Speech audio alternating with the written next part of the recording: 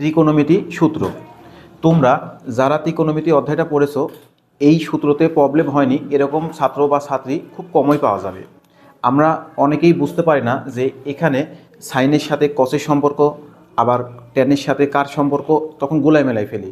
Normally আমাদের সূত্র আছে এবং তার সাথে স্কোয়ারের সূত্র আছে, তো এই সূত্রগুলো আমাদের মাথাতে প্যাঁচ পাকে, তো যার কারণে আমাদের মনে রাখতে কষ্ট হয়। এখন আমি তোমাদেরকে এমন একটা টেকনিক দেখাবো যে টেকনিকের মাধ্যমে তোমাদের এই নবম অধ্যায় অর্থাৎ ত্রিকোণমিতি অধ্যায়ের কোনো সূত্র আর মুখস্থ রাখতে হবে না।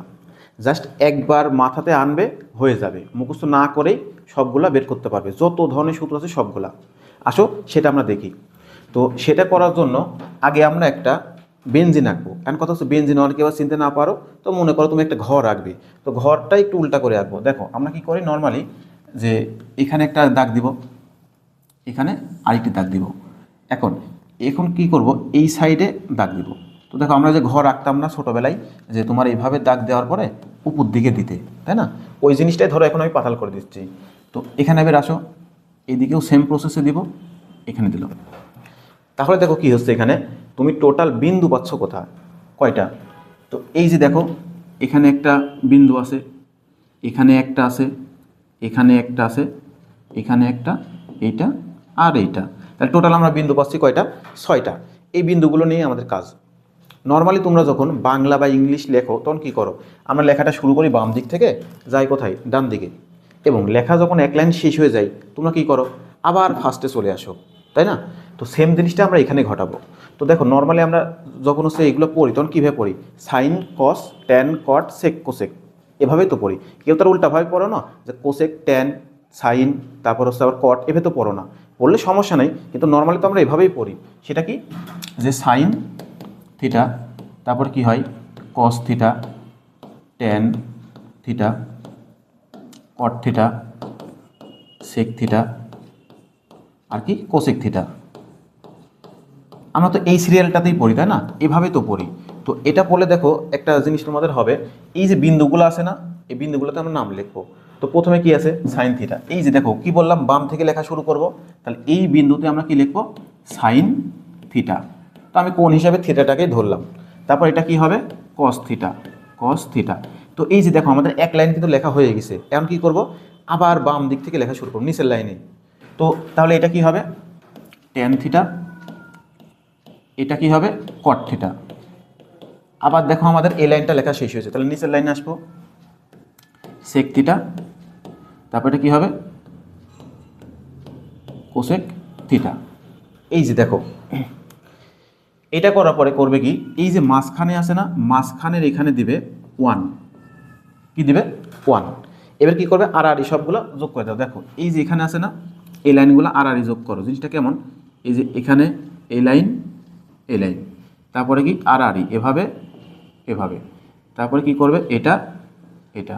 এই যে দেখো জিনিসটা কত সুন্দর একটা ফুলের মতো হয়ে গেছে না?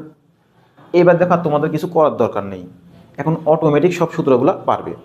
জিনিসটা কেমন, ধরো তোমাকে স্যার যে কোনো একটা সূত্র বলেছে, বা তোমার ধরো ম্যাথ করতে লাগে একটা সূত্র লাগবে, ধরো তুমি সেক থিটা বের করবে। তো সেক থিটা মানে কি, সেক থিটা। তো তোমরা এতদিন তো অনেকেই মুখস্থ করতে, এখন মুখস্থ করার দরকার নেই। তো এই যে দেখো সেক থিটা এই কর্নার বরাবর যাবে। তো সেক থিটার পরে কি আছে, 1, তারপর কি আছে, কস থিটা। শুধু একটা কাজ করতে হবে, 1-এর পরে যাই থাকে ওটা ভাগ আকারে লিখবে। তাহলে কি আছে, 1 ভাগ কস থিটা। তাহলে কি হবে, এটা সেক থিটা সমান 1 ভাগ কস থিটা। এরকম তোমার যেটাই বলুক এখন সেম প্রসেসই হবে। ধরো তোমাকে কোসেক থিটার সূত্র বের করতে বলছে, তাহলে কি হবে, কোসেক থিটা সমান কি আছে দেখো, এই যে এই সিরিয়ালে যাও, 1 ভাগ কি হবে, সাইন থিটা। 1 ভাগ কি হবে, সাইন থিটা। তারপর ধরো তোমাকে বলছে কট থিটা, তাহলে বের করো কট থিটা। তো কট থিটা মানে কি, এই যে দেখো সিরিয়ালে আসো, 1 ভাগ ট্যান থিটা। লেখো 1 ভাগ ট্যান থিটা। একইভাবে তোমার যদি আমি বের করতে বলি সাইন থিটা, তাহলে কি হবে, সাইন থিটা। এইবার তুমি নিজে একটু বলো তো, এটা কি মুখস্থ করতে হচ্ছে? তাহলে সেম একই প্রসেস না? এই যে দেখো সাইন থিটা মানে কি, 1 ভাগ কোসেক থিটা। তাহলে কি হবে, 1 ভাগ কি হবে, কোসেক থিটা। তারপর বাকিগুলো তুমি নিজে একটু বলো কি হবে, ট্যান থিটা মানে কি বলো তো একটু, বলো আমার সাথে সাথে সবাই বলো। কি হবে? এই জিনিস জীবনে আর ভুল হবে কোনো দিন ভুল হবে? বলো।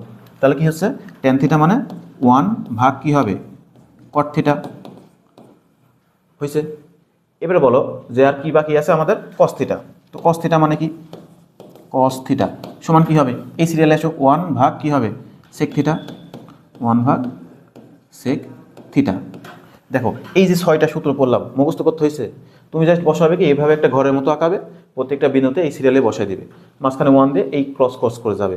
অ্যান্ড কত আছে টেন থিটা কট থিটার তো আরেকটা সূত্র আছে স্যার, তাহলে ওটা কীভাবে মনে রাখবো? এখন হয় ওটা মুখস্থ করবে অথবা তোমাদের ওটা দেখানোর জন্য দেখো আরেকভাবে আমি বলে দিচ্ছি। এই যে তোমাদের সাইন থিটা আছে না, টেন থিটা মানে কি এই দিকে ঘুরবে, টেন থিটা মানে এদিক ঘুরবে। তো তাহলে দেখো কি আছে টেন থিটা, তো টেন থিটা মানে কি হবে ঘুরো, তাহলে কি আছে সাইন থিটা, তারপর কি আছে কস থিটা, তো ভাগ করে দাও সাইন থিটা ভাগ কস থিটা। দেখো সাইন থিটা ভাগ কি হবে কস থিটা, এটা হয়েছে না? তাহলে কট থিটা কী করব? কট থিটা দেখো এইভাবে উল্টা দিকে যাবে, উল্টা দিকে যাও, তাহলে কট থিটা মানে কি কস থিটা ভাগ সাইন থিটা, তাহলে কী হবে কট থিটা সমান কস থিটা ভাগ সাইন থিটা। এই যে দেখো এগুলা গেল আমাদের সূত্র। তো এই সূত্রগুলা বলো আর কোনো দিন কি কারো মুখস্থ করতে হবে? জাস্ট একবার দেখবে আর লিখবে, অথবা তোমরা পরীক্ষা হলে যায় সবার পিছনের পৃষ্ঠাতে যে রাফ করো না ওখানে আগে তোমরা এটা তুলবে, তোলার পরে যখন যেটা লাগবে তখন ওটা বসাবে। আর এইগুলোতে গেলে নর্মাল সূত্র। আর তোমরা অনেকেই দ্বিধাদ্বন্দ্বে পড়ে যাও বা মনে থাকে না যে আমাদের স্কোয়ারের সূত্রগুলো কী হবে, বিশেষ করে স্কোয়ারের সূত্রগুলো আমাদের বেশি সমস্যা হয়, তাই না? তো স্কোয়ারের সূত্র দেখো আমরা সেম এভাবে মনে রাখতে পারি। একটু ওয়েট করো আমি দেখাচ্ছি, ভাইয়ের সাথে থাকো, ভাই সবগুলা একদম ক্লিয়ার করে দেবে, কোনো কিছু মুখস্থ করতে হবে না। আসো তাহলে এটা তো হয়েছে, স্ক্রিনশট নাও একটা, সবাই কী করো স্ক্রিনশট নাও। আসো এবার আমরা পরেগুলো করি।